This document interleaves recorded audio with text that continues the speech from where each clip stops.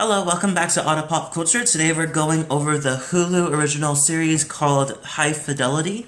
This is based off a Nick Hornby's novel with the same name, and also side note, there was a movie that came out in 2000 with the same name that was pretty much based on the novel as well. It had John Cusack, it had Jack Black, it had Lisa Bonet.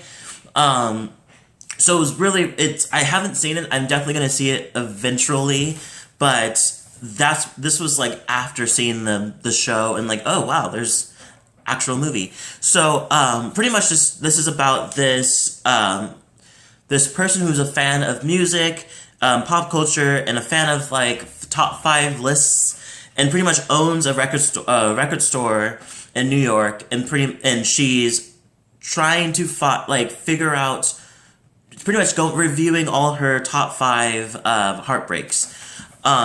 Saying that out loud, thinking of it now, I think there was a whole meaning of having top five, because throughout the whole series they do not the whole series, but like throughout the series they do, with the group that they have, they talk about top five blanks a lot. So of course, the main character is Robin for short, Rob for short, who's played by Zoe Kravitz.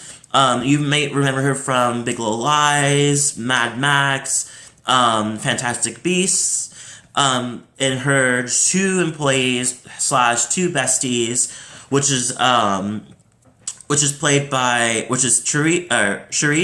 is played by Divine Joy Rudolph, who's been in Dolomite Is My Name and People of Earth.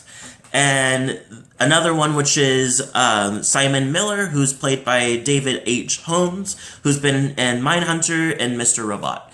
So they pretty much are the only three people that are part of this record shop, and pretty much go through the whole thing of where they talk about top tens. They have a whole little thing where they talk about a lot of music, and a lot of music gets played in this series, and it's really, really nice. And there's only one season so far. So, yeah, and if you like music, if you're somebody like me that's really into pop culture, really likes music, I think you'll really like this series, because it's really, really interesting, and I feel like they bring so much things into perspective that you don't really see, that I don't think would be taken seriously if it was a male that was a lead, because in the book it's a male, in the 2000 movie it's a male, which lines up perfectly with the book. But in this adaptation, they pretty much switched it around, kind of switched all of the genders, except for a couple of them. So one of them, like Simon, is still a guy, but the person that Jack Black played in the original movie pretty much is played by a woman, which is Divine. And honestly, I haven't even seen the movie, but just going off of Divine's attitude and the way that she does stuff, it's completely easy to see how Jack Black got this role. But yeah, it's pretty much Rob goes through all these heartbreaks that she had before, during the time she's dealing with a recent heartbreak that she went through, which was by McCormick, who's played by Kingsley Ben-adir. He seems new to me, but I'm sure he's been around a lot. He's done the OA, the second season, Peaky Blinders, and King Arthur. So pretty much he's gorgeous, by the way, but like, he is the guy that she recently broke up with and who she was going to be married to technically. So because of that breakup, she goes back and she's like, what's wrong with me? What can I do to fix myself? Or what's going on? Is it me? Is it them? Or is it just fate that just happened to have these bad breakups? So we go through each of them and kind of talk about them and stuff like that. And she does visit these individuals to kind of figure out what was wrong with their relationship. Come to find out, a lot of it had to do with I think she ends up finding that it's all pretty much fate. Like, because there's some people that she dated that were assholes. Some parts of it, she was the asshole in it. So it's nice even balance between the two.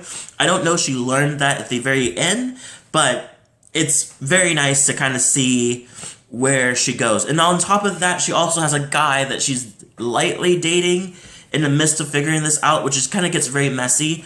Whose name is Clyde. He's played by Jake Lacey. He's in Miss Sloane. He's in Carol, sorry, which I haven't seen, in Rampage, which is funny because I felt like I seen him in something else because his face looks so familiar. It didn't pop up anything that looked familiar to me. Anyway, and a nice little shout out to the guest who played himself, which is Jack Antonoff.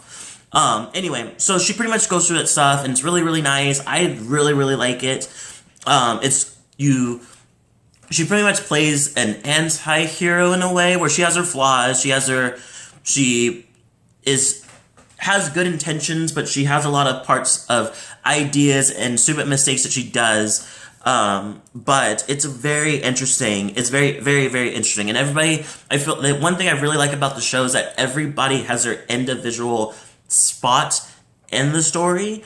It does wrap around Rob, but at the same time, like, the two besties pretty much have their own little spin, and I really like it. And I love their banter. I love their talk about, like, music. I feel like I learn a lot just by listening to what they're saying and listening to music that they're playing, because it's all over the place. Like, they'll play rock, hip hop, psychedelic rock. They'll play like pop. They'll play like anything. Like, pretty much all you can think of is being played, but they all sound so nice. So anyway, that's pretty much it. I'm very surprised that Hulu has this type of thing. I do know there's other Hulu some stuff that I can review, but I haven't got to that point yet.